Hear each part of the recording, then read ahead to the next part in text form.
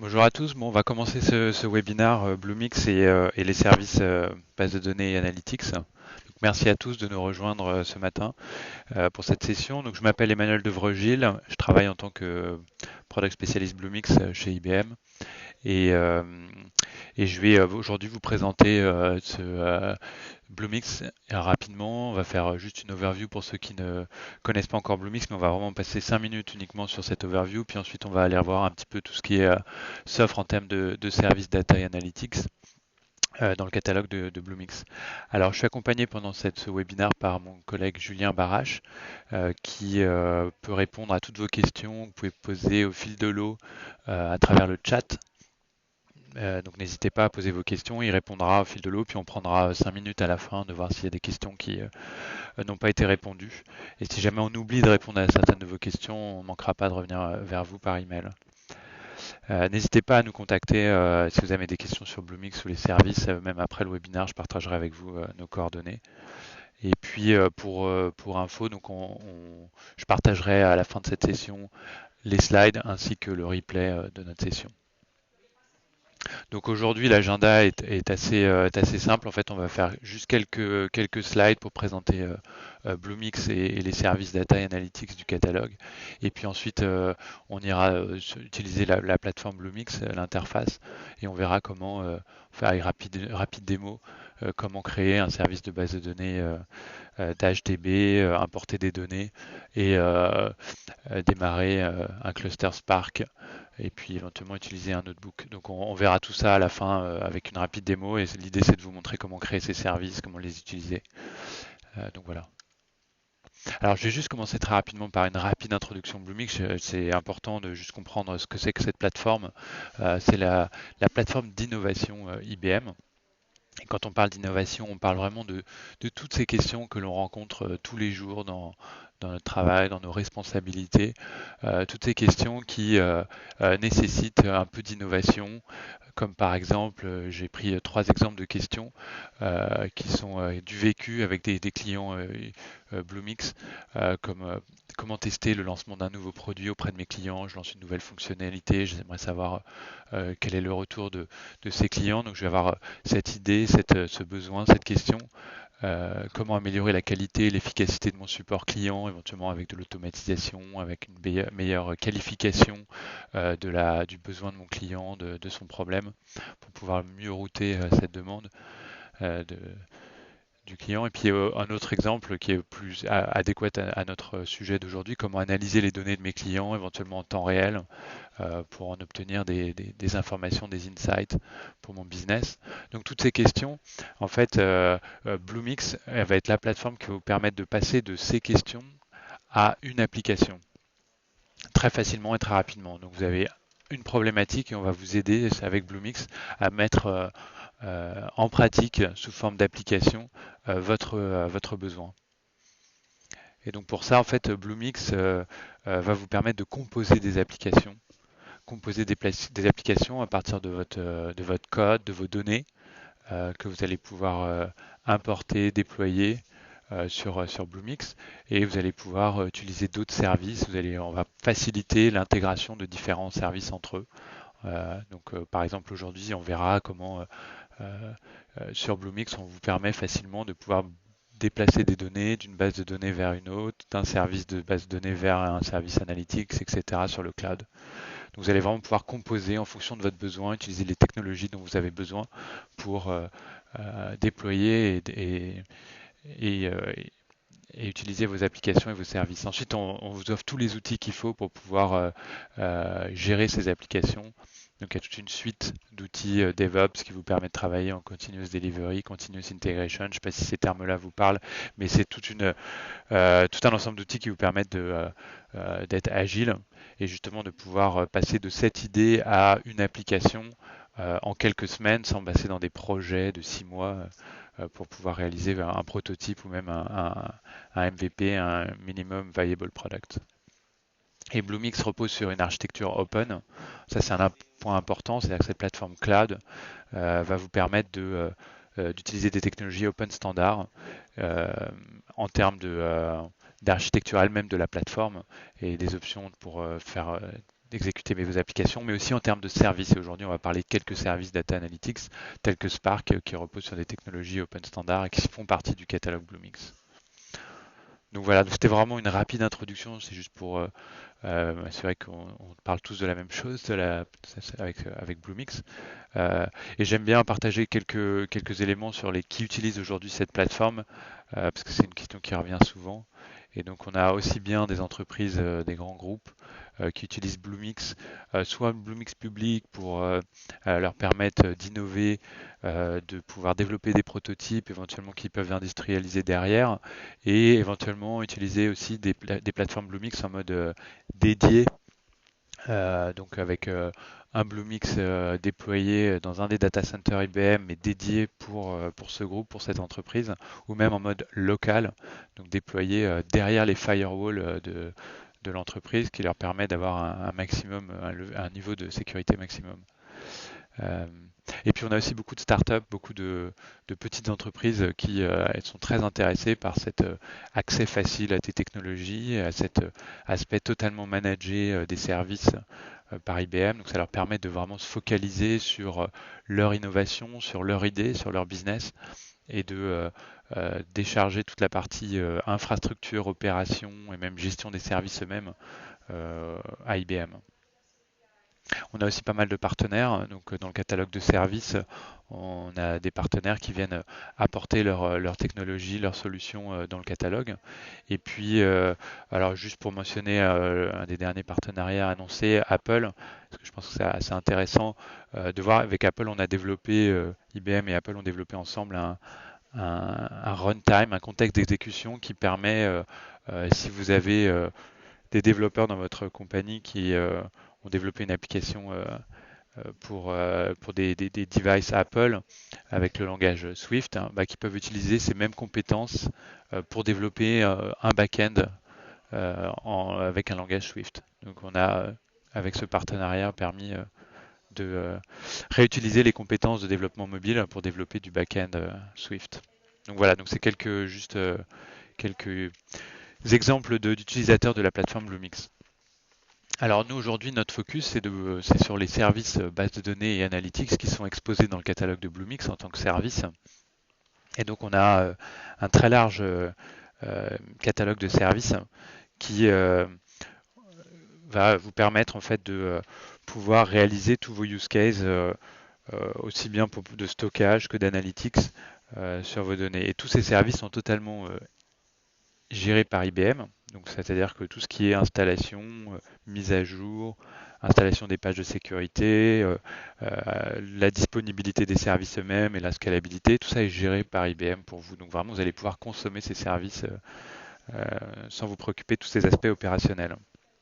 Alors, quelques exemples de services qui sont disponibles, que j'ai mentionnés sur ce slide, mais il y en a plein d'autres, et on les verra tout à l'heure pendant la démo.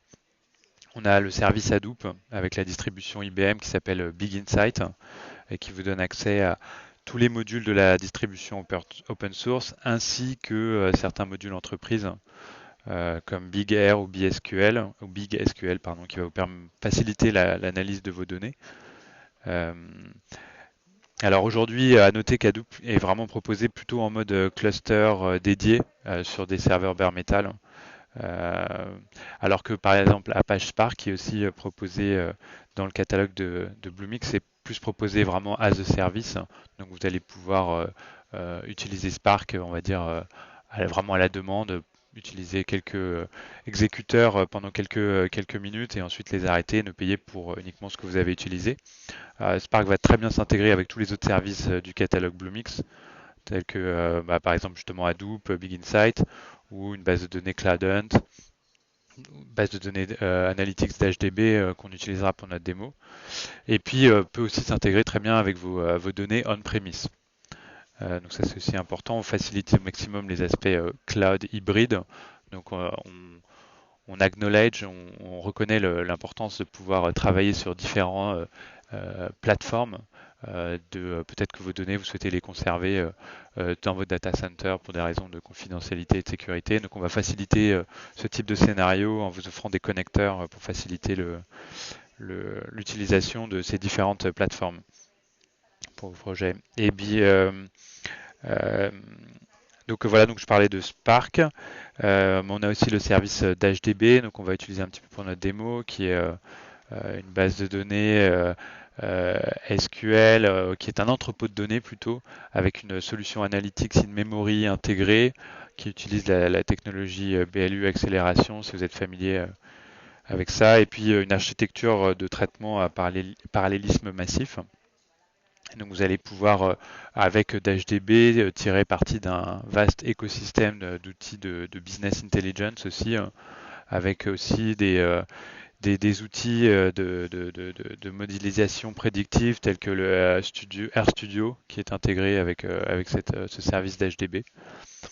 Euh, on va aussi avoir des bases de données NoSQL donc pour pouvoir vraiment stocker vos données, telles que Cladon qui est une distribution de la base de données CouchDB, open source CouchDB, et qui va être optimale pour des use cases d'applications web, mobile, Internet des objets, avec qui va exposer des API REST pour pouvoir communiquer avec votre application. Mais on a aussi MongoDB, peut-être que vous connaissez aussi, qui est une base de données NoSQL que l'on distribue dans le catalogue Bluemix à partir des services Compose, qui est une acquisition de l'année dernière d'IBM. Il y a aussi des services de base de données SQL. Donc, vous allez retrouver dans le catalogue PostgreSQL, la base de données IBM DB2, OnCloud aussi qui est proposée. Et donc, vous allez pouvoir en quelques minutes pouvoir créer une base de données, un service analytics de tout ce que je vous ai décrit. Alors, il y en a d'autres. Il y a DataWorks aussi qu'on parlera peut-être un tout petit peu, qui permet de déplacer vos données. Euh, par exemple, déplacer vos données d'une base NoSQL ou une base SQL comme Oracle on-premise vers une base de données d'HDB, DB2 ou Mongo sur le cloud. Donc vous allez pouvoir vraiment déplacer vos données avec ce service DataWorks.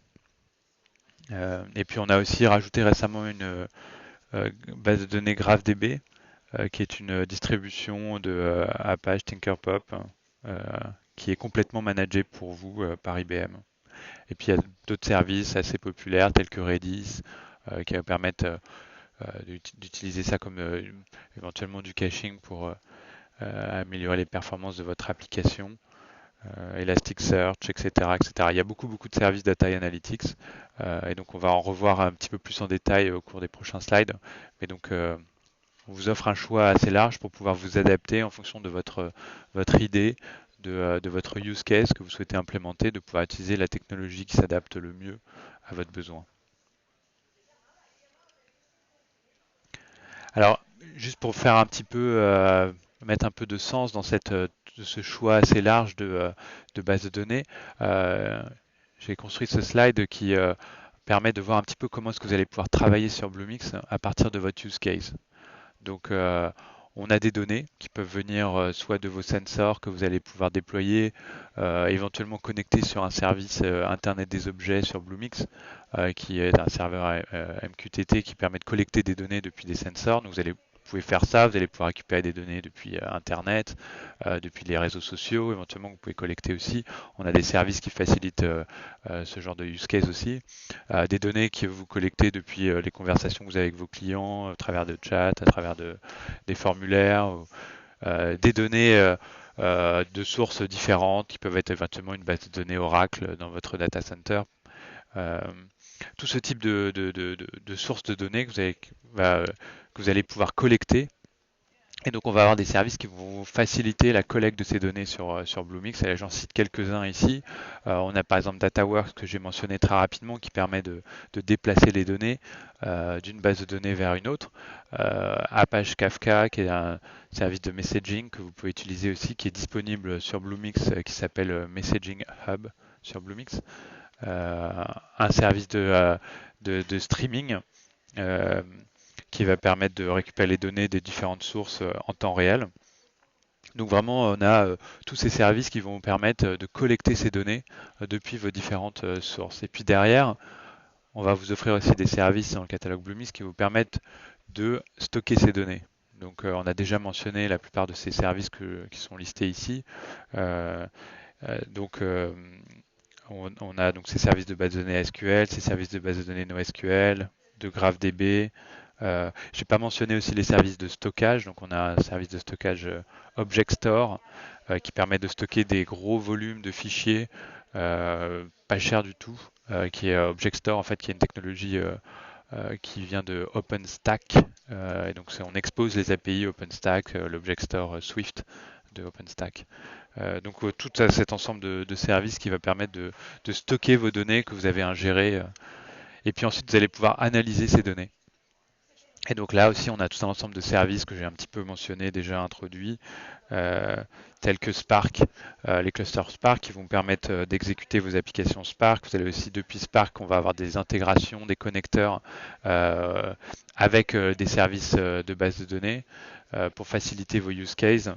Euh, et sur Spark, on vous donne accès à, pour ceux qui sont familiers, à Spark Core ainsi qu'aux librairies Spark Streaming pour permettre justement de processer des streams de données comme IoT, je veux dire quand je dis IoT, Internet des objets, Twitter ou Kafka, etc. Il y a aussi les librairies Machine Learning, Spark SQL et puis les librairies d'analyse graphique qui sont disponibles sur nos clusters Spark que l'on vous propose. Euh, On a aussi DashDB, donc DashDB qui est, je l'ai déjà un petit peu mentionné, cette base de données, cet entrepôt de données qui intègre des capacités d'analytics in memory et qu'on va utiliser pour notre démo. Et puis le Hadoop, le cluster Hadoop qui est aussi disponible, qui s'appelle Big Insight, qui est la distribution IBM, donc qui est l'open source Hadoop plus des modules entreprises qui sont proposés, hein. Et puis une fois qu'on a analysé ces données, on va pouvoir interagir aussi avec ces données. On va pouvoir utiliser des outils pour ça. Donc il y a Jupyter, les notebooks Jupyter, qui est un open source, qui est intégré avec Spark et qu'on va utiliser pendant la démo. Je vais vous montrer comment accéder à ces notebooks. Euh, et on va proposer sur ces notebooks de pouvoir utiliser soit Scala, soit Python, et qui vient d'être ajouté en technical preview le support du langage R aussi pour ces notebooks. On propose aussi des API de Predictive Analytics qui est en fait SPSS, si vous êtes familier avec SPSS. Euh, donc il y a un service qui s'appelle Predictive Analytics dans le catalogue Bluemix et qui est en fait des API qui permettent d'accéder à SPSS on cloud. Vous pouvez venir aussi avec vos propres outils, les intégrer. Euh, et donc vous allez pouvoir ainsi interagir et visualiser vos données une fois qu'elles ont été analysées. Et puis bien sûr, le modèle cloud, le modèle pay as you go, où vous allez payer uniquement pour les ressources que vous utilisez, va faciliter les use cases d'itération autour de ces données. Euh, et donc vous allez pouvoir réaliser plusieurs cycles de collecte de données, stockage, d'analyse et d'interaction et de visualisation de ces données. Donc voilà, donc c'est une rapide overview un peu de comment le catalogue Bluemix va vous permettre de réaliser des use cases. C'est vraiment un exemple de flow. Évidemment, peut-être que vous avez en tête des flows un peu différents, mais je trouvais que ça permettait d'illustrer un petit peu comment utiliser ces services et comment bénéficier de toutes ces technologies. Alors, juste pour détailler un tout petit peu plus, en fait, comment concrètement réaliser ce cycle sur Bluemix. Donc pour aller collecter ces données, récupérer ces données, on va le faire tout à l'heure, mais vous avez la possibilité tout simplement d'importer des données. Et donc en fonction en fait des services de base de données que vous allez utiliser, vous allez avoir des outils qui sont un petit peu différents. Donc par exemple sur DashDB, je vais vous montrer comment on va pouvoir rapidement importer des données depuis des bases de données en local sur le cloud Bluemix. Vous allez aussi pouvoir créer des connexions et loader les données avec des connecteurs qui sont disponibles en fonction des bases de données qui vont être utilisées. Euh, et donc, par exemple, on facilite des use cases sur Bluemix où éventuellement vous avez un service IoT sur lequel un service Internet des objets sur lequel vous collectez des données et on va essayer de vous faciliter la possibilité de déplacer ces données sur une base de données Bluemix. Alors DataWorks aussi est pas mal utilisé pour déplacer les données d'un service à un autre. Alors il est proposé en service standalone dans le catalogue, donc vous pouvez vous-même l'utiliser si vous avez par exemple une base Oracle dans votre data center et vous souhaitez que les données soient importées sur Bluemix pour pouvoir derrière réaliser des applications, visualiser des données, faire de l'analytics sur ces données. Donc vous pouvez le faire avec le service DataWorks, mais sachez aussi que sous le capot, plusieurs de nos connecteurs sur le cloud utilisent la technologie DataWorks pour déplacer les données d'un service à un autre. Alors, en complément de ce que je viens de décrire, vous allez aussi pouvoir explorer des datasets. Alors, je pense que c'est une tendance intéressante où, en plus d'avoir des databases as a service, on propose du data as a service, donc l'accès à des données.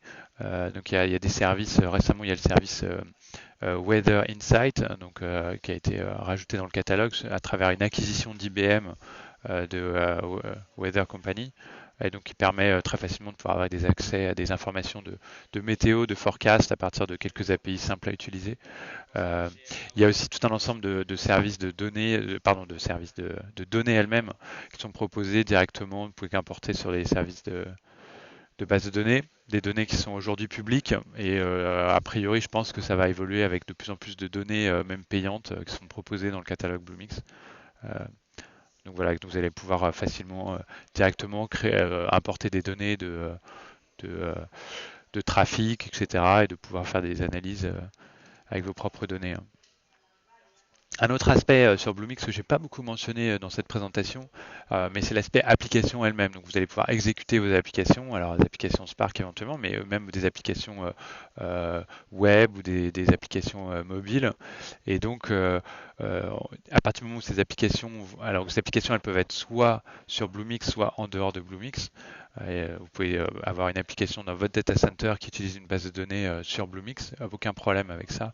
Mais dans le cas où elle tourne sur Bluemix, on va faciliter l'intégration de cette application avec les services data à travers l'utilisation d'une variable d'environnement. J'essaierai de vous montrer ça. On fera dans la démo, on déploiera une rapide application qui se connectera à DashDB juste pour vous montrer comment cette intégration se fait.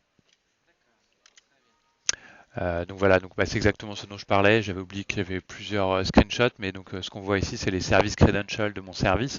Donc par exemple, j'ai créé là une base de données Cloudant NoSQL, et quand je vais créer ce service, je vais récupérer des credentials qui vont me permettre de me connecter depuis une application externe à Bluemix, mais je vais aussi pouvoir récupérer ces credentials directement depuis une variable d'environnement si mon application tourne sur Bluemix. Euh, donc voilà, donc c'était ma partie un petit peu overview, juste pour vous présenter rapidement, vous donner une idée de ce que vous allez pouvoir trouver sur Bluemix en termes de services, de base de données et analytics. Et maintenant, ce que j'aimerais, c'est vous montrer en pratique sur l'interface Bluemix comment utiliser ces services.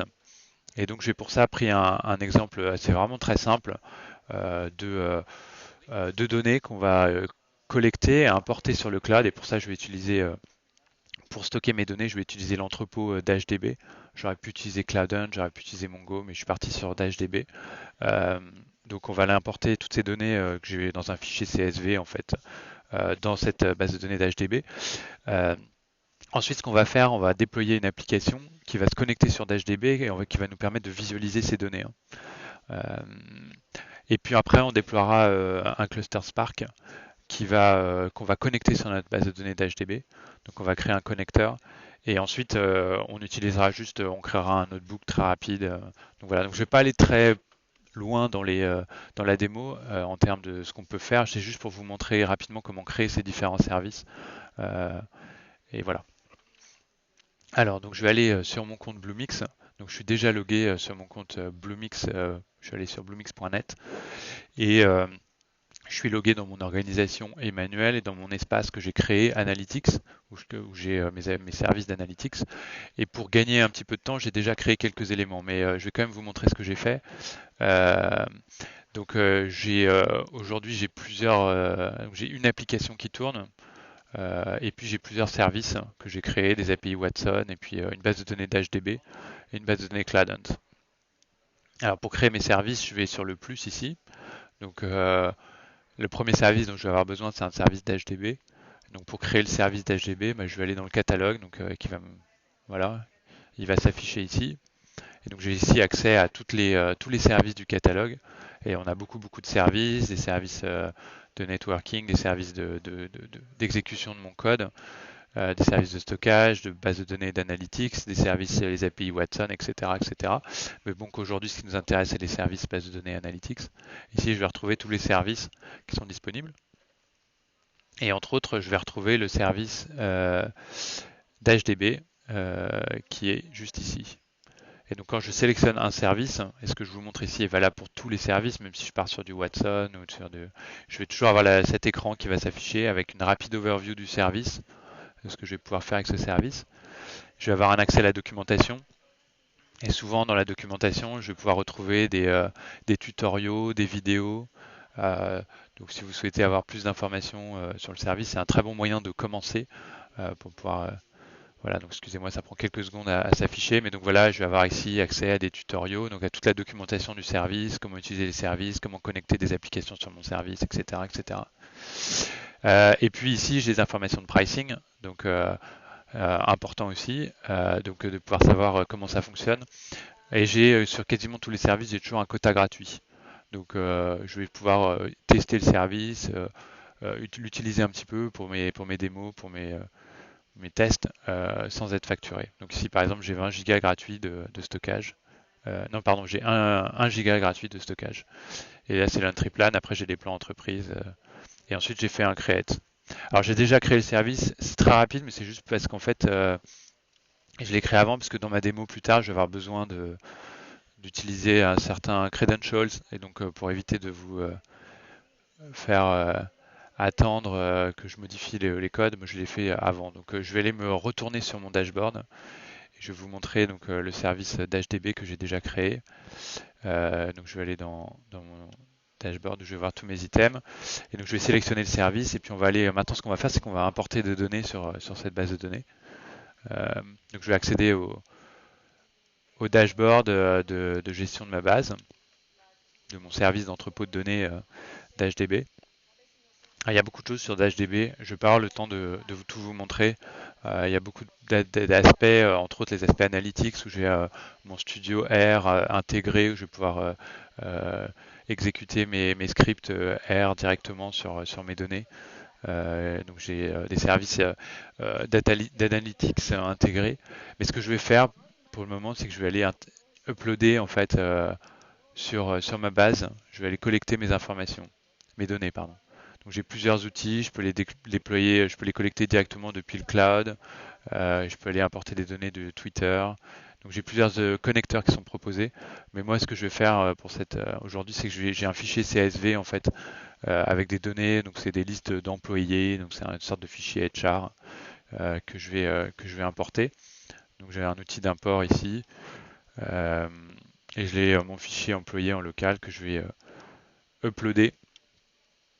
Je vais garder tous les descripteurs par défaut. Je vais aller voir à quoi ça ressemble. Donc voilà, donc j'ai ici ma table avec mes différentes lignes. Je vais aller next. Donc en fait, ça va me créer une nouvelle table.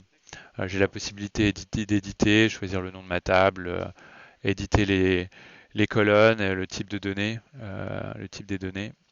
Et je vais garder tout ça par défaut. Et je vais finaliser mon upload de données. Et vous allez voir en quelques secondes, j'ai mes, je sais plus combien de lignes qui vont être importées. Euh, alors je vais être honnête, c'est pas d'habitude c'est vraiment immédiat, donc là je suis un tout petit peu inquiet. J'espère qu'il n'y a pas eu de problème dans mon import. Mais donc normalement c'est ouais, normalement c'est immédiat. Euh, et donc grâce à ça, bah, je vais pouvoir tout de suite observer mes données importées dans mon catalogue. Alors ça prend un tout petit peu de temps. Euh, Alors en attendant, ce que je vais faire, donc normalement c'est immédiat, c'est l'effet démo. Mais donc une fois que mes données sont importées, ça y est, bon ça y est, c'est importé. Il fallait juste être un tout petit peu patient. Donc j'ai mes 760 lignes qui ont été importées dans ma base de données. Donc si je vais maintenant dans mes tables, Je vais pouvoir observer que ma base employée a bien été créée. Donc voilà, j'ai ma base employée. Donc ici, j'ai le schéma de ma base qui est affiché. Je vais pouvoir voir ici l'ensemble de mes 760 lignes. Donc voilà, donc j'ai ma base de données, j'ai collecté mes données. Alors maintenant, ce que je vais faire, c'est que je vais déployer rapidement une petite application Node que j'ai en local. Donc ici, j'ai mon code source de mon application et je vais rapidement la déployer sur Bluemix. Et cette application, elle va très rapidement accéder à ma base de données d'HDB, aux données qui sont stockées. Donc on va afficher en fait dans une page web les 10 premières lignes de ma base de données. Et si ça vous intéresse, je pourrais vous partager le source code de cette application. Mais entre autres, ce qu'elle fait ici, c'est qu'elle récupère une variable d'environnement VCAP qui fait partie de l'Open Standard Cloud Foundry pour pouvoir se connecter sur la base de données d'HDB. Donc elle va détecter les credentials de d'HDB et les récupérer et ainsi se connecter directement. Donc j'ai pas besoin de rentrer en dur mes credentials. Et donc pour le déployer, ce que je vais faire, donc je vais aller dans la command line. Et donc je suis déjà logué sur Bluemix. Et donc je vais utiliser mon Cloud Foundry CF pour pouvoir en fait me déployer mon application. Donc là j'ai fait un CF target pour voir où est-ce que j'étais connecté. Donc je suis bien connecté sur mon organisation Emmanuel dans mon espace Analytics. Donc si je fais un CF Services, je devrais retrouver ma base de données d'HDB qui est ici. Et en fait je vais tout simplement faire un CF push pour déployer mon application sur Bluemix. Et donc en quelques secondes, je vais pouvoir avoir mon application qui est up and running sur le cloud. Donc tout l'intérêt, entre autres, de Bluemix, de pouvoir vraiment me focaliser sur mes données, sur mon code, et de laisser à IBM, à Bluemix, la responsabilité de gérer toutes les différentes stacks, toutes les technologies qui sont nécessaires pour faire tourner mon application. Et donc là, en fait, ce qui se passe, c'est qu'il est en train de créer mon application qui s'appelle ManuDash, qu'il est en train de déployer, donc il est en train d'uploader tout le code. Et pour ça, en fait, il a utilisé un fichier que j'avais ajouté à mon application qui s'appelle le manifest file. Et c'est la seule chose que j'ai modifié depuis une application qui tournerait en local sur ma machine. J'ai rajouté ce fichier qui permet à Bluemix de comprendre qu'est-ce que j'ai besoin pour mon application. Et entre autres, ici, dans ce manifest file, j'ai demandé à Bluemix de connecter le service d'HDB à mon application. Et donc vous voyez, entre autres, en ce moment, donc il y a les logs qui se passent, donc il est en train de déployer mon application, il installe pour moi tous les différents modules Node dont mon application a besoin. Alors je vais retourner sur l'interface Bluemix, juste pour vous montrer, si je reviens sur mon dashboard, je vais pouvoir voir que mon application est en cours d'installation. Donc on va revenir sur le dashboard avec tous les éléments. Et donc vous voyez, j'ai mon menu dash qui n'est pas encore running, mais qui va l'être dans quelques secondes. Et l'application a déjà été créée. Alors on va revoir sur le log où est-ce qu'on en est. Donc voilà, c'est en train de déployer, c'est presque fini. Et je vais pouvoir ainsi juste vous montrer qu'on peut rapidement accéder en fait aux données de HDB et les visualiser sur une page web de mon application. Donc une fois que ce sera terminé, on ira s'occuper de passer à l'aspect Analytics, donc Spark, qu'on va créer. Donc vous voyez, c'est en train de démarrer, ça y est, mon application a démarré. Donc si je retourne ici, sur mon menu Dash, maintenant que mon application a démarré, on va pouvoir y accéder. Et si vous voulez, vous pouvez y accéder vous-même depuis votre machine en local. On va aller sur l'URL manudash.mybluemix.net. Et donc je vais ici avoir une page web qui m'affiche mes 10 premières lignes de ma page employée. Donc voilà, donc c'est très simple, il n'y a rien d'extraordinaire. Mais c'est juste pour vous montrer que c'est vraiment facile de interagir avec mes données stockées sur Bluemix. Il est facile de déployer une application qui se connecte à une base de données sur Bluemix.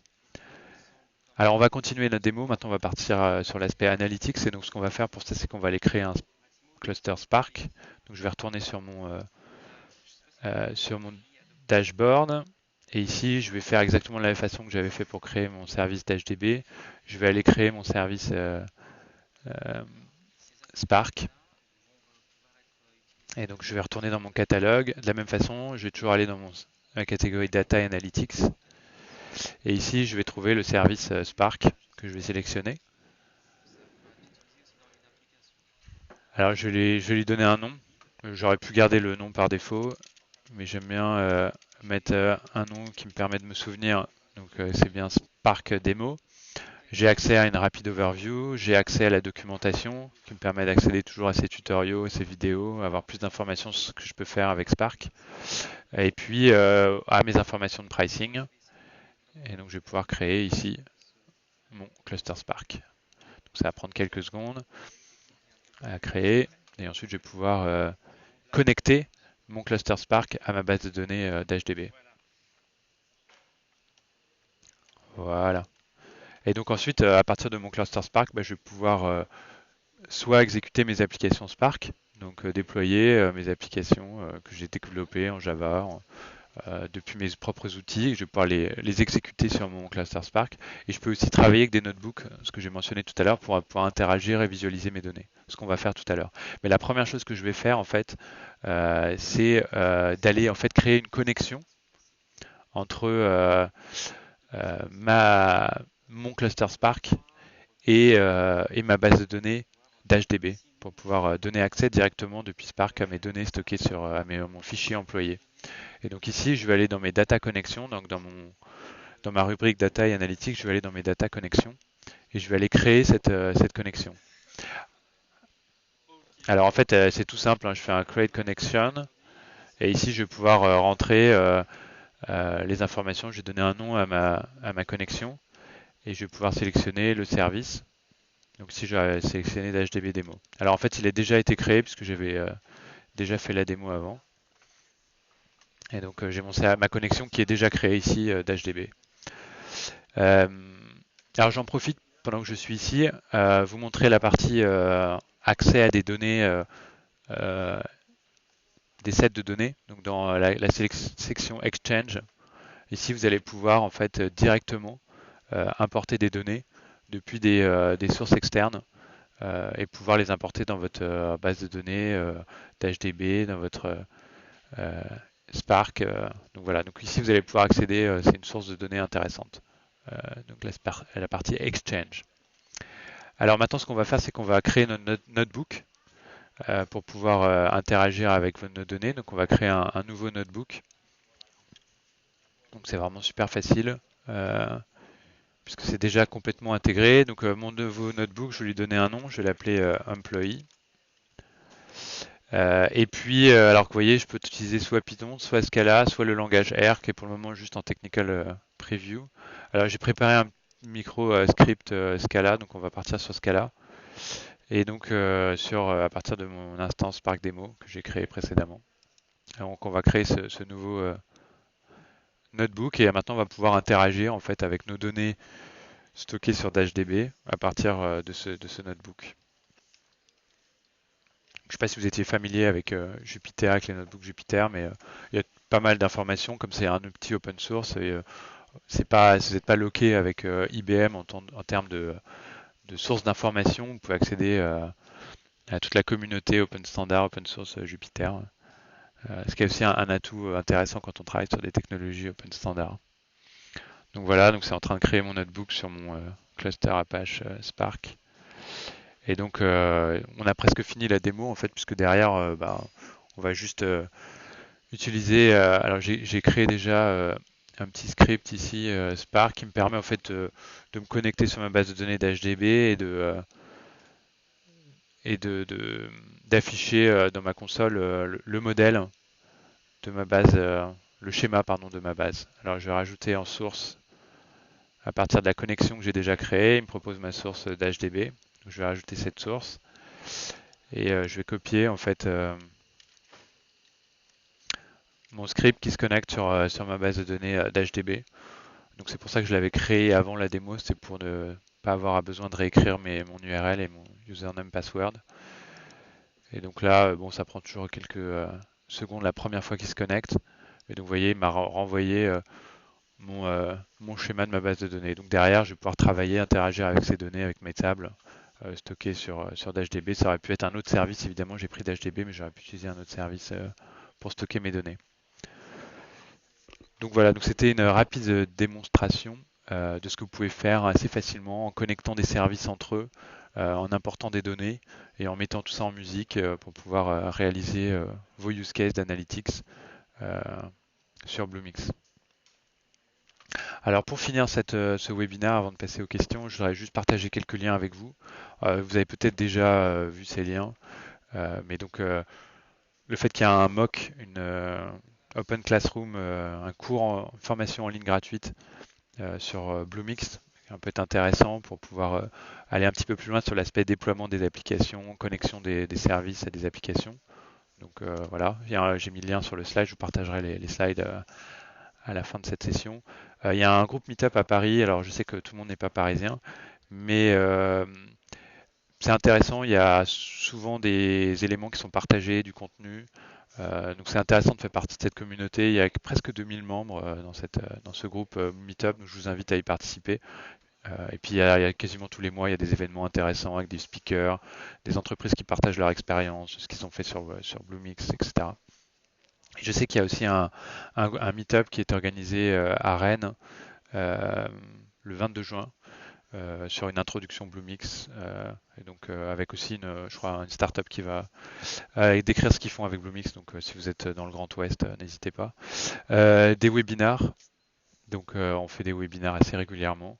Le prochain est sur API Connect, un des services Bluemix qui rencontre un franc succès, qui permet de créer et de connecter des API REST très facilement. Et donc, je vous invite aussi à y participer. Et puis la communauté. Donc, j'ai bien mentionné pendant cette session qu'on utilise beaucoup de technologies open standard. Donc, il y a là, évidemment la communauté IBM, mais il y a toute la communauté open standard qui ces technologies. Et donc, n'hésitez pas, si vous avez des questions, à utiliser Stack Overflow. Euh, donc voilà. Et puis, évidemment, de revenir vers nous si jamais vous avez besoin d'aide pour vos projets, si vous avez des questions, des choses plus spécifiques que vous souhaitez voir sur la plateforme Bluemix.